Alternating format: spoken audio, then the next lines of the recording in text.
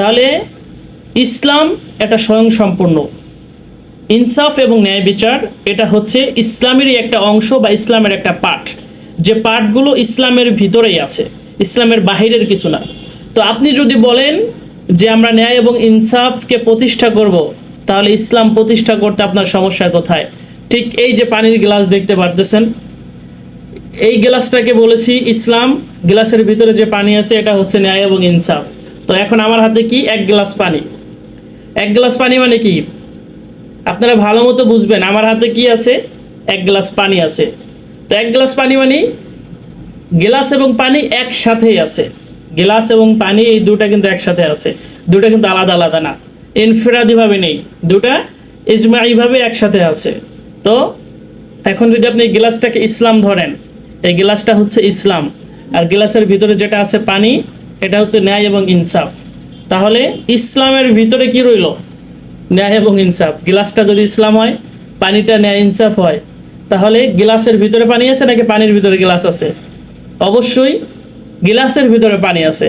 তো গ্লাসটাকে যদি ইসলাম ধরা হয় আর এই গ্লাসের ভিতরে যদি পানি হয়, গ্লাস ইসলাম, পানি হচ্ছে ন্যায় ইনসাফ, তাহলে ইসলামের ভিতরেই ন্যায় এবং ইনসাফ। কিন্তু যারা বলে যে আমরা শুধু ন্যায় এবং ইনসাফকে প্রতিষ্ঠা করতে চাই, তাদের কথা হচ্ছে যে গ্লাসের পানির ভিতরে গ্লাস, আর মৌলিকতা হচ্ছে গ্লাসের ভিতরে পানি, অর্থাৎ পানি গ্লাসের ভিতরে বিদ্যমান আছে।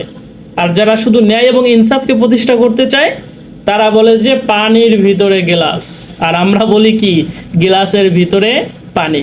অতএব আপনি যদি একটা গ্লাসকে তৈরি করতে পারেন, একটা গ্লাসের অবকাঠামোকে ঠিক করতে পারেন, বিন্যস্ত করতে পারেন, একটা গ্লাসের রূপরেখা দিতে পারেন, তাহলে অটোমেটিক সেই গ্লাসের ভিতরে পানি রাখা যাবে। ভাই, আমার কথাগুলো বুঝবেন আপনারা।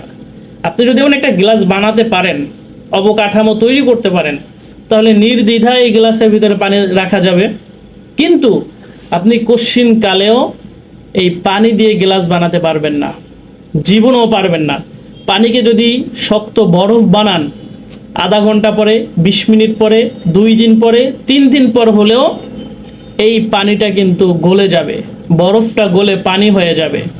তাহলে শুরুতে বললাম কি, এই যে হচ্ছে গ্লাসটা হচ্ছে ইসলাম।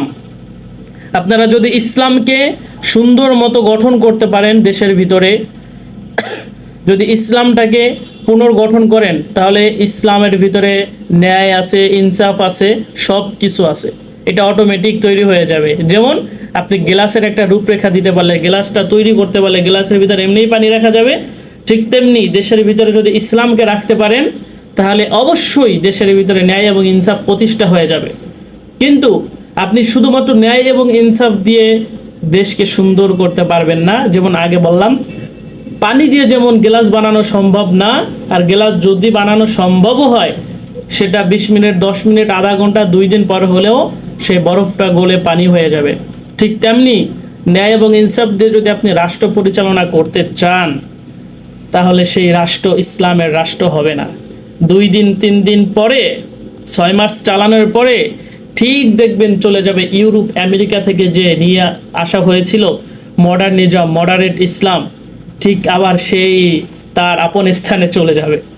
অতএব আমি আপনাদেরকে বলতে চাই, আপনারা পানি দিয়ে বানানো গ্লাসে ভোট দিবেন না, আপনারা ভোট দিবেন কাঁচ দিয়ে বানানো গ্লাসে ভোট।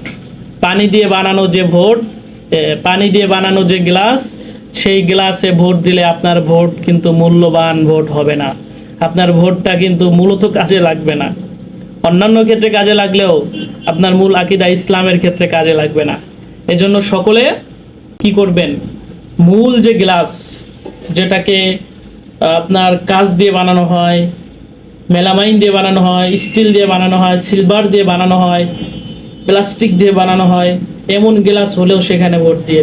কিন্তু পানি দিয়ে যে গ্লাস বানানো, সেই গ্লাসে ভোট দিয়েন না, তাহলে ঈমান, আকীদা, ইসলাম সব কিছু কিন্তু একেবারে শেষ হয়ে যাবে।